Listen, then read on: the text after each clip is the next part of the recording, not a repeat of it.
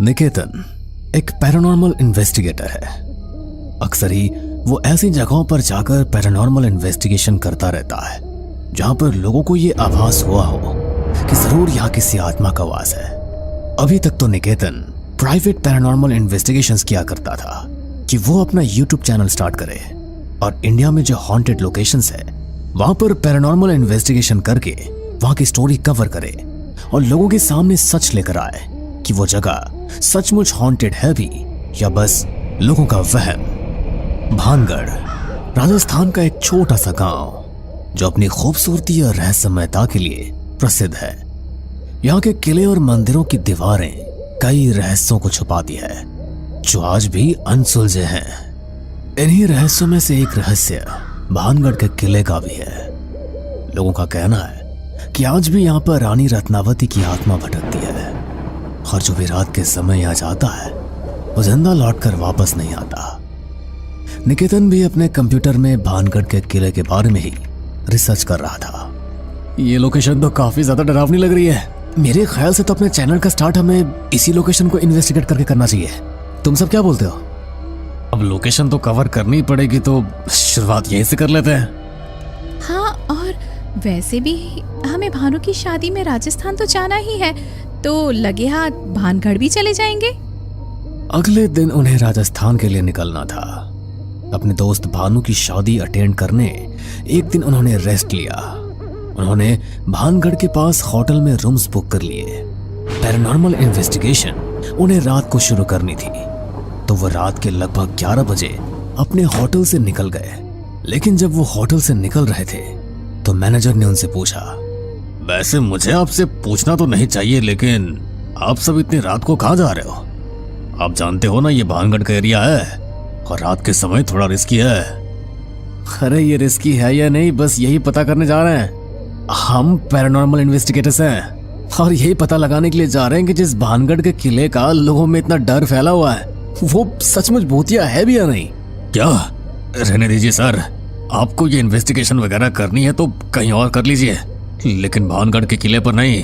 आपके साथ कोई हादसा हो जाएगा। हर एक गांव वाले सब गवाह इस चीज के कि उस किले में रानी रत्नावती की आत्मा भटकती है। क्यों अपनी जान को जोखिम में डाल रहे हैं? अरे किसी को कुछ नहीं होगा, आप चिंता मत करो। 3-4 घंटे में हम वापस आ जाएंगे। मैनेजर ने उन्हें वार्निंग भी दी, लेकिन उन लोगों का तो काम ही यही था, इसलिए वो गाड़ी में बैठकर भानगढ़ के किले की तरफ निकल गए। किला वहां से थोड़ी ही दूरी पर था, तो लगभग आधे घंटे की ड्राइव में ही वो किले तक पहुंच गए। किला बहुत ही बड़ा था, लेकिन रात के समय यहाँ पर किसी का जाना अलाउड नहीं है, इसलिए बिजली नहीं थी। यार यहाँ तो बहुत अंधेरा है, टॉर्च चलाओ ना। नहीं, पहले किले के अंदर जाएंगे, उसके बाद हल्की फुल्की लाइट जलाएंगे। अगर बाहर किसी ने देख लिया कि यहाँ पर रोशनी है तो पक्का पुलिस में कंप्लेंट कर देंगे, और तुम जानती हो ना कि रात के समय यहाँ पर आना मना है। उनके पास कैमरा और लाइट सब कुछ था। वो ध्यान से किले के अंदर गए तो वहां पर एक अजीब सी ठंडक थी। हालांकि बाहर का मौसम गर्म था, लेकिन अंदर का वातावरण बाहर से बिल्कुल अलग था। बाहर तो इतनी गर्मी है, लेकिन यहाँ पर इतनी ज्यादा ठंड क्यों है? शायद किले की बनावट ही ऐसी है कि गर्मी का ज्यादा असर ही नहीं हो रहा, और वैसे भी ज्यादातर किलों में ठंडक ही रहती है। निकेतन कैमरा स्टार्ट करने में लग गया और कशिश बैग से एक्स्ट्रा लाइट निकालने में लग गई। तभी अमित को लगा कि उसके पीछे से अभी अभी कोई गुजरा है। वो झट से पीछे मुड़ा तो वहां कोई नहीं था, लेकिन अमित को लगा कि अगली दीवार के पीछे से कोई उसे झांक कर देख रहा है। यार तुम दोनों को भी कुछ महसूस हो रहा है क्या? मुझे लगा जैसे अभी भी कोई गुजरा मेरे पीछे से, और ऐसा लग रहा है जैसे उस दीवार के पीछे से कोई मुझे झांक कर बुला रहा है। नहीं, हमें तो ऐसा कुछ भी फील नहीं हुआ, लेकिन अभी पता चल जाएगा कि सचमुच यहाँ पर कोई है या नहीं। इन्वेस्टिगेशन स्टार्ट करते हैं। निकेतन ने अपने EMF मीटर और मोशन सेंसर को 2 अलग अलग जगह पर प्लेस कर दिया और कैमरा सेटअप करके वीडियो शूट करने लगा। उन्होंने इन्वेस्टिगेशन स्टार्ट की। हमने इस किले के बारे में बहुत सुना है कि यहाँ पर रानी रत्नावती की आत्मा भटकती है। अगर ये सच है और हमारे आसपास अभी कोई आत्मा या स्पिरिट है तो हमारे गैजेट्स पर हमें अपने यहाँ पर होने का संकेत दो। पहला सवाल पूछने पर ईएमएफ मीटर और मोशन सेंसर में कोई लाइट तो ब्लिंक नहीं हुई, लेकिन उन तीनों को ऐसा लगा जैसे कोई पायल पहनकर उनके आसपास चल रहा है। पायल की आवाज तो मुझे भी आई, लेकिन हमारे गैजेट्स पर तो कोई भी सिग्नल ही नहीं मिल रहा। कोई बात नहीं, लेकिन साउंड तो कैमरा से कैप्चर हो ही गई है। ये भी एक सबूत है कि यहाँ पर कुछ तो है। अरे लेकिन ऑडियंस कैसे भरोसा करेगी? ऑडियंस तो सिर्फ उस पर ही भरोसा करेगी ना जो उन्हें दिखाई देगा। गैजेट्स पर साइन मिलने बहुत जरूरी है।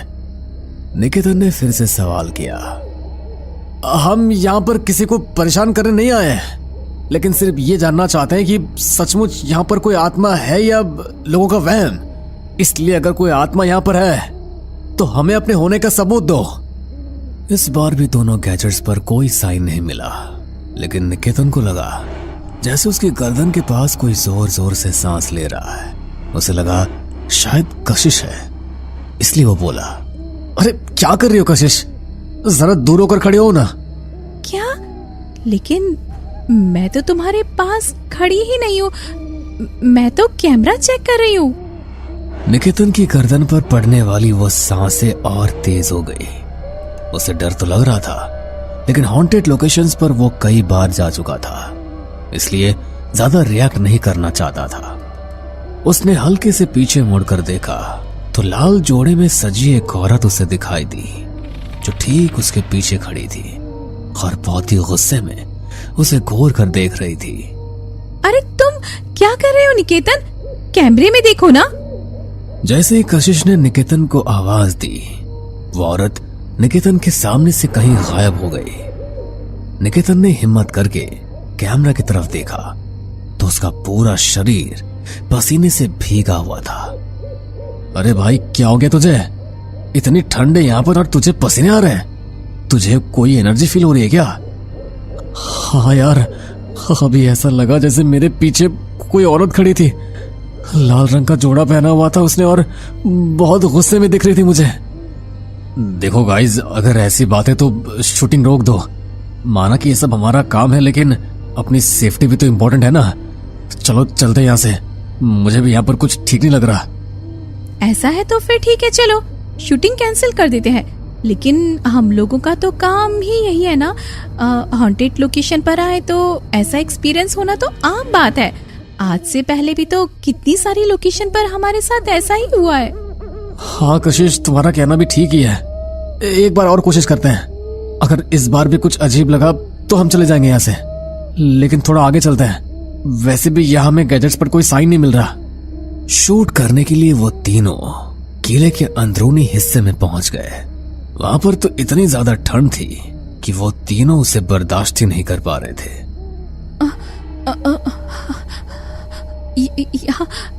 यहाँ कुछ ज्यादा ही ठंड है यार। नॉर्मल ठंड तो फिर भी ठीक है, लेकिन इतनी ज्यादा ठंड होना नॉर्मल नहीं है। यहाँ पर होना हो, लेकिन पक्का कोई नेगेटिव एनर्जी है और इस बार देखना हमें पक्का साइन मिलेगा। निकेतन ने फिर से ईएमएफ मीटर और मोशन सेंसर लाइट को प्लेस किया, लेकिन इस बार जैसे उसने सवाल पूछा तो उसे मोशन सेंसर लाइट पर साइन मिला। मोशन सेंसर अपने आप जलने बुझने लगा। हमें जो चाहिए था मिल गया यार। एक बार ये वीडियो यूट्यूब पर अपलोड हो गई ना तो व्यूज की तो बारिश हो जाएगी। और लोगों ने शूट के लिए अंदर बैटरी लाइट जलाई हुई थी, लेकिन अचानक ही वो लाइट्स फ्लिकर करने लगी और वहां पर लगे दरवाजे के पीछे से अमित को कुछ अजीब सी आवाज सुनाई दी। कमरे में इतना गहरा अंधेरा हो गया था कि किसी को कुछ भी नजर नहीं आ रहा था। अमित अपने फोन की टॉर्च ऑन करके दरवाजे के पीछे से आने वाली उस आवाज की तरफ बढ़ा, लेकिन जैसे ही वो दरवाजे के पास पहुंचा तो किसी ने उसका पैर पकड़ लिया और अपने साथ घसीटते हुए उसे वहां से ले गया। अमित जोर जोर से चिल्ला रहा था। उसके चीखने की आवाज सुनकर कशिश और निकेतन भी डर गए थे, लेकिन अंधेरे में उन्हें कुछ नजर ही नहीं आ रहा था। ये तो अमित के चिल्लाने की आवाज थी, लेकिन वो है कहाँ? मेरे फोन की बैटरी भी डेड हो गई है। एक मिनट रुको निकेतन, मेरे बैग में एक्स्ट्रा बैटरी चार्ज है, मैं बस अभी निकालती हूँ। कशिश ने जल्दी से अपने बैग से टॉर्च निकाली, लेकिन जैसे ही टॉर्च चली तो कशिश को लगा कि उसके सामने लाल जोड़ा पहने एक औरत खड़ी है, लेकिन पलक झपकते ही वो वहां से गायब हो गई। ऐसा लगा कि अब यहाँ पर एक औरत थी जिसने लाल जोड़ा पहना हुआ था। ऐसा ही तो कुछ अमित को भी नजर आया था ना, और तुम्हें भी। देखो कशिश, ये एक हॉन्टेड लोकेशन है और हमें इसका साइन भी मिल चुका है। तो जाहिर सी बात है कि तुम्हें कोई स्पिरिट ही दिखी होगी, लेकिन सबसे पहले हमें अमित को ढूंढना होगा कि वो कहाँ पर है, कहीं उसे कुछ हो न जाए। बचाओ मुझे, निकेतन, कशिश, प्लीज हेल्प मी। जैसे ही अमित की चीख की आवाज उन दोनों के कानों में पड़ी तो उस आवाज को वो सुनते हुए उसकी दिशा में बाहर निकले, लेकिन उन्हें अमित कहीं भी दिखाई नहीं दिया। कहीं अमित ऊपर की तरफ तो नहीं चला गया, क्योंकि नीचे तो वो कहीं भी नहीं है। हाँ, हो सकता है, चलो चलकर देखते हैं। निकेतन और कशिश जल्दी से छत की तरफ दौड़े तो देखा कि अमित छत पर खड़ा है और उसने चेहरा किले के बाहर की तरफ किया हुआ है। वो दोनों उसके पास गए, लेकिन जैसे निकेतन ने अमित को आवाज लगाई और वो पीछे की तरफ मुड़ा तो उसे देखकर उन दोनों के होश उड़ गए। अमित बदलकर उस लाल जोड़े वाली औरत की तरह हो गया था, जो कि कोई और नहीं बल्कि रानी रत्नावती की आत्मा ही थी। चांद की रोशनी में जब उन दोनों ने उसे देखा तो वो हूबहू रानी रत्नावती जैसी ही थी, जैसा उन्हें चित्रों में चित्रित किया गया था। इसका मतलब लोग सच कहते हैं, यहाँ पर सचमुच रानी रत्नावती की आत्मा है। कशिश, ये खुद ही हमारे सामने आ गई है, हमें यहाँ से भागना होगा वरना ये छोड़ेंगे नहीं हमें। वो दोनों वहां से भागने के लिए पीछे मुड़े तो रानी रत्नावती की आत्मा उनके सामने आकर खड़ी हो गई।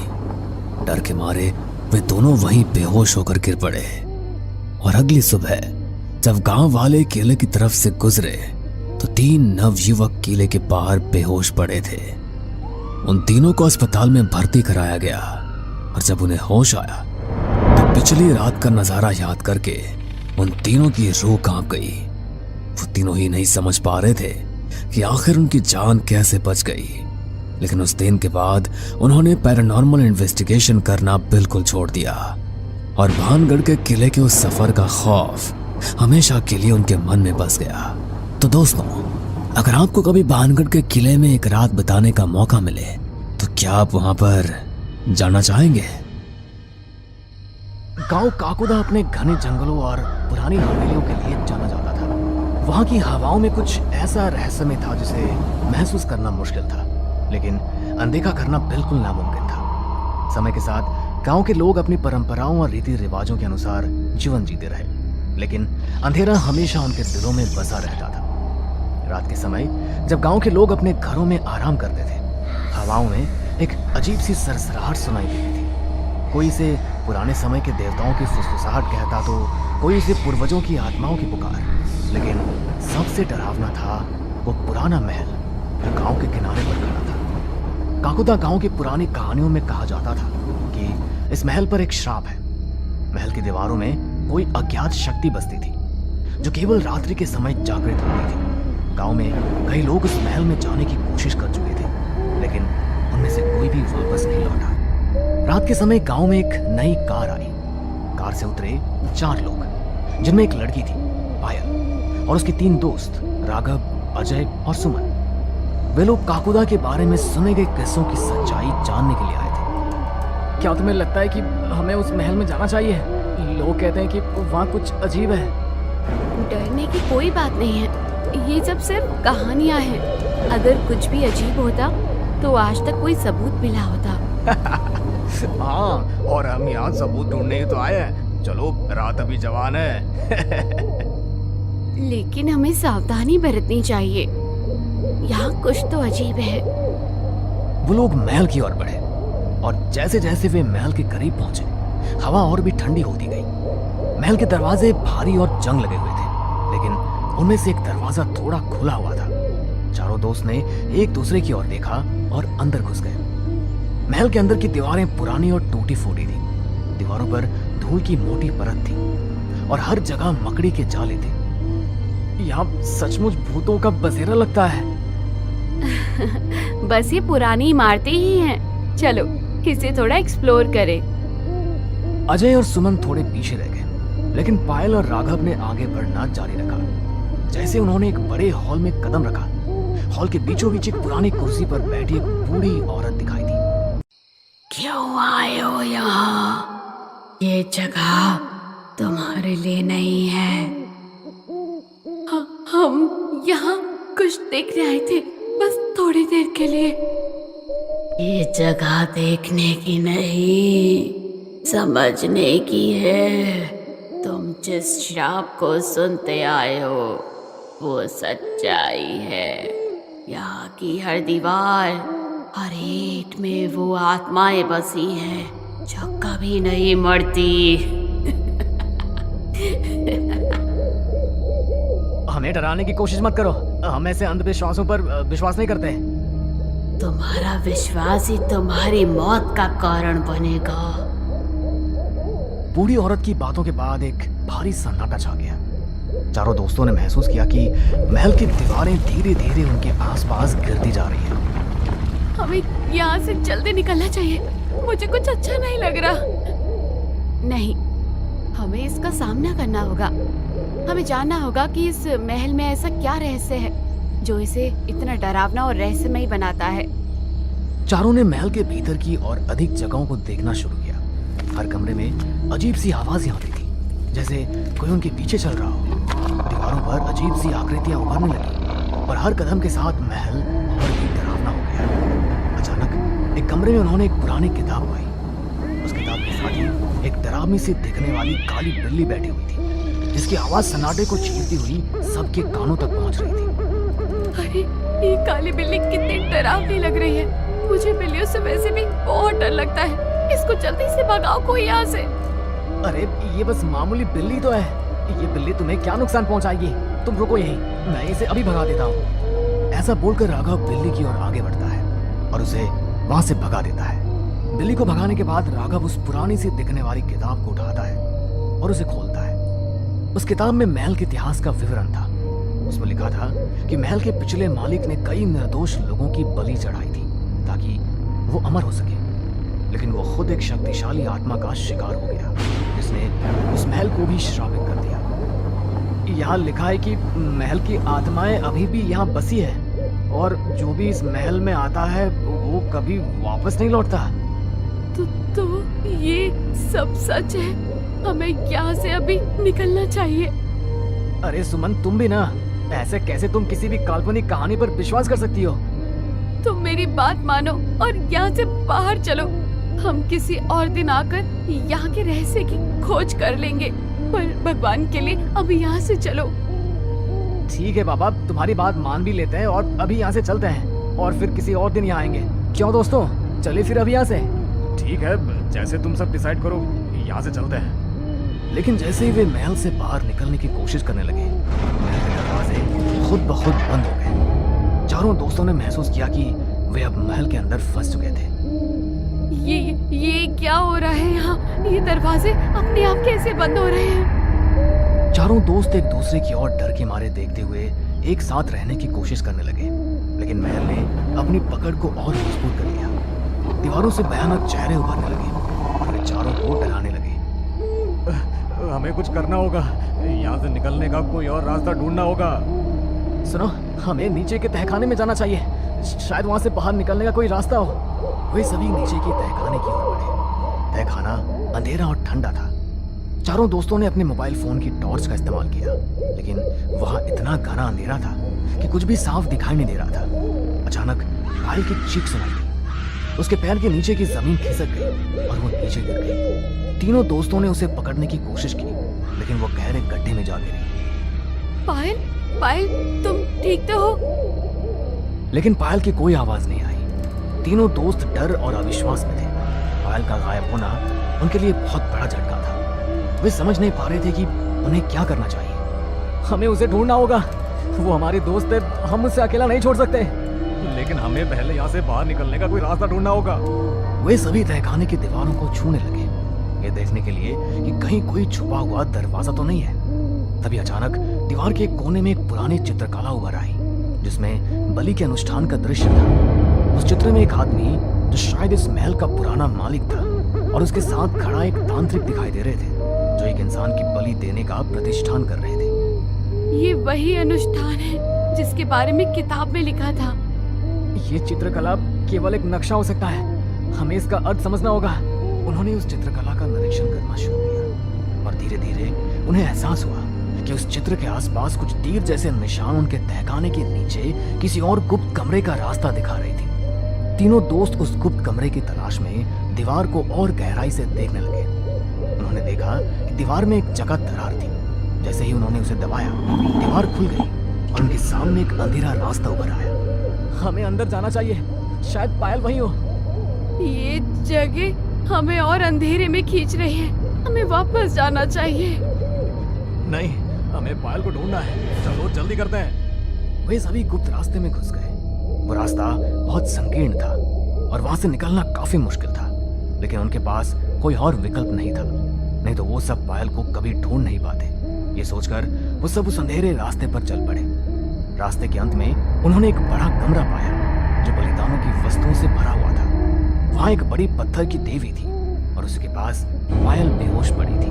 पायल, क्या तुम ठीक हो? और तुम यहाँ तक पहुंची कैसे? लेकिन जैसे ही वे पायल के पास पहुंचे, कमरे की दीवारें खुद ब खुद बंद हो गई। अब वो भी सभी उस कमरे में बंद हो चुके थे। तभी पायल ने धीरे धीरे अपनी आंखें खोली। वो कमजोर थी लेकिन जिंदा थी। ये जगह, ये हमें मारना चाहती है, हमें यहाँ से भागना होगा। लेकिन तभी कमरे की देवी पर एक अजीब सी रोशनी उभरने लगी। वो रोशनी तेज होती गई और अचानक एक भयावह आकृति उस रोशनी से बाहर आई। वो वही श्रापित आत्मा थी जिसने महल पर अपना कब्जा जमाया हुआ था। तुम्हारे पास अब कोई रास्ता नहीं है। तुम सभी इस महल के नए कैदी हो। हम इससे लड़ सकते हैं, हमें इसे हराना होगा। अगर हमने इसका सामना नहीं किया तो हमें हमेशा यहाँ ही कैद होकर रहना पड़ेगा। लेकिन ये आत्मा बहुत शक्तिशाली है, हम इसका सामना नहीं कर पाएंगे। हमें कोई दूसरा तरीका ढूंढना होगा। ये आत्मा बलिदान मांग रही है, हमें इसे धोखा देना होगा, नहीं तो हम सबकी भी बलि चढ़ जाएगी। तीनों दोस्तों ने मिलकर एक योजना बनाई। उन्होंने आत्मा को भ्रम में डालने के लिए देवी पर पुरानी वस्तुओं का इस्तेमाल किया और आत्मा का ध्यान भटकाया। जैसे ही आत्मा भ्रमित हुई, पायल ने देवी के पास एक छिपा हुआ बटन दबा दिया, जिससे कमरे की दीवारें फिर से खुल गई। उन्होंने आत्मा को पीछे छोड़कर वहां से भागने का फैसला किया। तीनों दोस्त कमरे से भागने लगे, लेकिन आत्मा ने उनका पीछा करना शुरू कर दिया। वे जितनी तेजी से भाग सकते थे भागे, लेकिन आत्मा की शक्ति बढ़ती जा रही थी। अंत में वे महल के मुख्य दरवाजे तक पहुंच गए, लेकिन दरवाजे बंद थे। अब क्या करेंगे? अब हमारे पास कोई और रास्ता भी नहीं बचा। वो आत्मा हमें पकड़ लेगी। अब हमारे पास यहाँ से निकलने का बस एक ही रास्ता है। कौन सा रास्ता? हमें इस महल के श्राप को खत्म करना होगा, ये आत्मा तभी शांत हो सकती है। पायल ने अपनी जेब से एक पुराना ताबीज निकाला, जो उसने गांव के एक बुजुर्ग से लिया था। वो ताबीज किसी भी खतरनाक से खतरनाक आत्मा को शांत करने के लिए बनाया गया था। पायल ने उसे देवी के ऊपर रखते हुए कुछ मंत्र बोले। आत्मा ने एक आखिरी बार जोर से चीखा और फिर धीरे धीरे गायब हो गई। महल के दरवाजे अचानक खुद ब खुद खुल गए। चारों दोस्त बाहर की ओर भागे और जैसे उन्होंने महल को पीछे छोड़ा, महल के अंदर एक बड़ा धमाका हुआ। महल ढह गया और उसके साथ ही वो श्रापित आत्मा भी हमेशा के लिए शांत हो गई। हम जिंदा हैं, हमने ये कर दिखाया। मुझे तो लगा था कि कहीं मेरा ओवर कॉन्फिडेंस ही मेरी मौत का कारण न बन जाए। हाँ, लेकिन ये अनुभव हमें हमेशा याद रहेगा। काकुदा का श्राप अब खत्म हो चुका है। चारों दोस्तों ने एक दूसरे को गले लगाया और इस अनुभव से ये सीख ली कि कभी कभी डरावनी कहानियों में भी सच्चाई होती है, और जब तक हम किसी भी कहानी के पीछे छुपी सच्चाई को जान न लें, तब तक ऐसी बातों को मजाक में लेकर हम अपनी जान भी जोखिम में डाल सकते हैं। हमें पूरा यकीन है दोस्तों कि आप लोगों को ये कहानी ज़रूर पसंद आई होगी। अगर आपके साथ भी कुछ ऐसे अनकहे किस्से हो चुके हैं तो प्लीज़ हमारे साथ शेयर करें, हम ज़रूर अपने चैनल पर उनको दिखाएंगे। हमारी ईमेल आईडी नीचे डिस्क्रिप्शन बॉक्स में दी गई है, तो प्लीज़ हमारे वीडियो और चैनल को शेयर एंड सब्सक्राइब करें और बने रहे हमारे साथ ऐसे ही अनकहे किस्से और कहानियां सुनने के लिए।